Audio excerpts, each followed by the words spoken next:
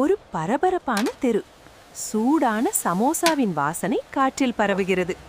ஒரு சிறிய முயல் சமோசா கடையின் அருகே நின்றது. அதன் முடியில் தூசி, கண்களில் பசி. மக்கள் நடந்து சென்றார்கள். யாரும் அதை கவனிக்கவில்லை. அப்பொழுது ஒரு சமோசா எண்ணெய் பாத்திரத்திலிருந்து வழுக்கி விழுந்தது. முயல் மெதுவாக அருகே வந்தது. ஒரு நொடி நின்றது. திருடாமல் அது தனது மூக்கால் சமோசாவை மீண்டும் தள்ளியது. அதை பார்த்த கடைக்காரர் ஒரு நொடி உறைந்தார். ஒரு வார்த்தையும் பேசாமல் ஒரு இலை மீது சூடான சமோசாவை வைத்தார். முயல் தலையை குனிந்தது, நன்றி சொல்லும் போல. அந்த இரவு அந்த கடை மக்களால் நிரம்பியது. சில நல்ல செயல்கள் மௌனமாக வரும், ஆனால் அவை சத்தமாக திரும்பும். இந்த மாதிரி அழகான கதைகள், மாயஜால வீடியோக்கள் உங்களுக்கு பிடிச்சிருந்தா உடனே நம்ம சேனலை சப்ஸ்கிரைப் பண்ணுங்க.